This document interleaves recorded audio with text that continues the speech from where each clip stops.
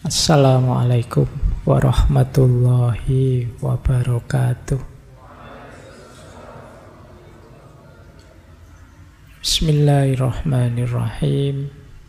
Alhamdulillahirabbil alamin.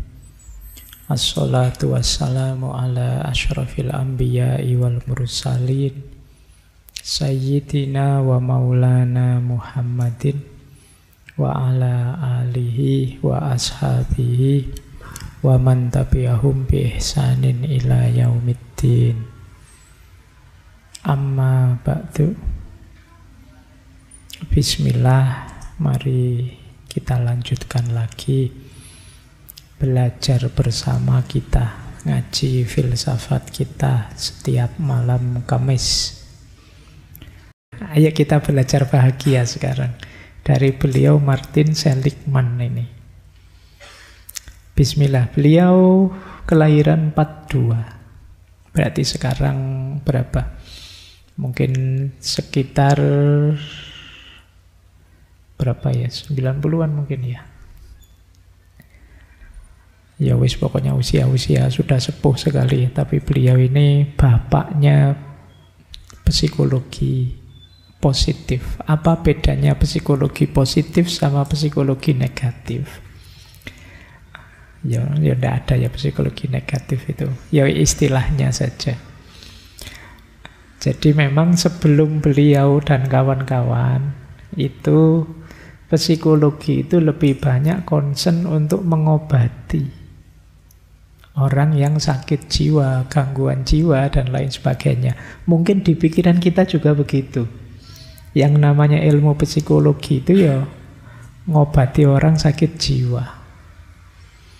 Dan fenomena ini terjadi, ada yang bilang sejak pasca Perang Dunia Kedua. Setelah Perang Dunia Kedua itu mungkin banyak orang yang mengalami gangguan jiwa. Melihat dahsyatnya perang dengan segala efeknya. Karena memang perang itu tidak ada baiknya sebenarnya untuk kemanusiaan. Kalau bisa ya dihindari, kalau tidak sangat terpaksa. Karena efeknya besar untuk manusia dan kemanusiaan. Termasuk zaman Perang Dunia Kedua itu kan perang besar-besaran. Yang itu terus banyak orang terganggu jiwanya, yang membuat mungkin para psikolog, psikiater sibuk. Teori-teori bermunculan tentang kesehatan jiwa. Sampai akhirnya muncul kesan bahwa psikologi itu lebih fokus pada aspek patologi. Aspek orang yang sakit jiwa saja. Di luar itu tidak. Nah, itulah nanti tokoh seperti Martin Seligman ini ingin masuk ke dunia psikologi dari sudut pandang yang berbeda. Tidak hanya pengobatan sih, tapi juga demi membentuk kepribadian, demi membentuk jiwa yang bahagia. Jadi mengoptimalkan kekuatan untuk bahagia, tidak sekedar menghindari sakit. Tapi memang menuju kebahagiaan. Ada beda, kata Seligman, antara menghindari ketidakbahagiaan dengan menghidupkan kebahagiaan. Sama kayak kalian menghindari rasa sakit dengan hidup nyaman, itu kan berbeda. Kalau sudah tidak sakit bukan berarti terus enak hidupmu. Baik, ada jejak jatuh itu.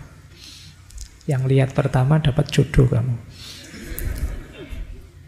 Ya kan apa-apa dimaknai yang positif ya enak.